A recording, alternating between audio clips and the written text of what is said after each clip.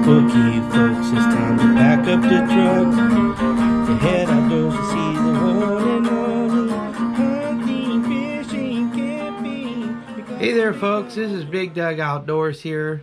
Today I'm kind of doing a little shout out video to my daddy. Today's his birthday. He's the big 6'6", and very proud of him to have him as a father in my life. To my siblings and to my grandkids and stuff like that, and my own kids. But anyways, I just want to do a little shout out to him, and kind of do maybe a little story tell about things that happened in our past, as a father and son out fishing or anything like that. But anyways, the one thing is I noticed with him is, when we were younger, it was a lot of funny things going on in our lives. I'm telling you, things I've seen he would do and stuff. Like for instance, one time we were at home and he just got off work and he went in to use the restroom in our bathroom. And in our bathroom, something happened. Whoever laid the floor down actually left a big knot in the piece of plywood, and it was right in front of the toilet. And I'm telling you, folks, you had to have been there to see it, because it was the most funniest thing I ever seen in my life with my dad. And that was, he started screaming and hollering. And you can probably tell where I'm going with this with the knot in the floor in front of the toilet. So I went in there, me and my brother, to check on him, and he had started pulling these pants down, and what happened was his foot fell through that knot. It gave away, and he had one leg up underneath of him and the other one was down in the hole up to his hip. And you talking about funny, folks, that was the most funniest thing I've ever seen my dad do, and just laugh about. And he still laughs about and talks about it to this day. We all do. And then we had one time we was out fishing, and my brother and myself and my dad and my brother was trying to get ahead of us. We had a secret little fishing hole we always went to there in Paris, Kentucky at the Stoner Creek. It was at Camden Park there. And my brother was way ahead of us trying to get into this one spot, because there was just enough room for all three of us to set and fish in this one little area at the bank. And my brother was trying to beat us to the best spot. So my dad, him and I were just talking, enjoying each other, talking and stuff. And all of a sudden, my brother, he's probably about 50 yards in front of us, says, "Oops," spins around, walks back towards us, and my dad's like, "What in the world's wrong with him?" And he kind of split us apart, went between us, went on back down to our second secret spot we went to. And my dad looked at me and goes, "What's wrong with your brother?" I was like, "Daddy, I don't know." And about that time, we get up there, and it's like a little hill that kind of went up and over and kind of went down to the creek bank.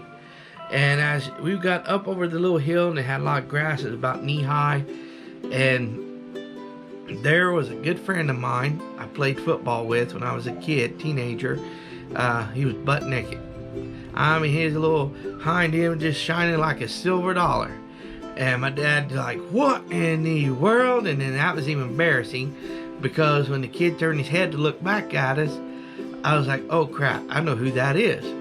And all of a sudden, this girl stands up in front of him. And my dad's like, "I'd be ashamed of myself too," sticking my face in his chest, because the young lady ended up, I knew her.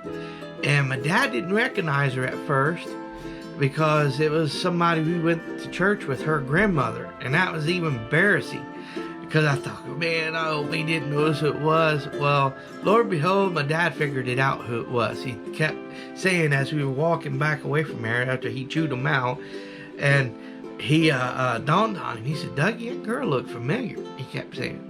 I said, "Yeah, Daddy, she does look familiar." And I was just playing it off, because I didn't want her to get in trouble, or her boyfriend, because her boyfriend was good friends with me, And my dad ended up figuring it out who she was, and he had a talk with her grandmother with it. And that's the most embarrassing thing ever happened to me with my dad out fishing.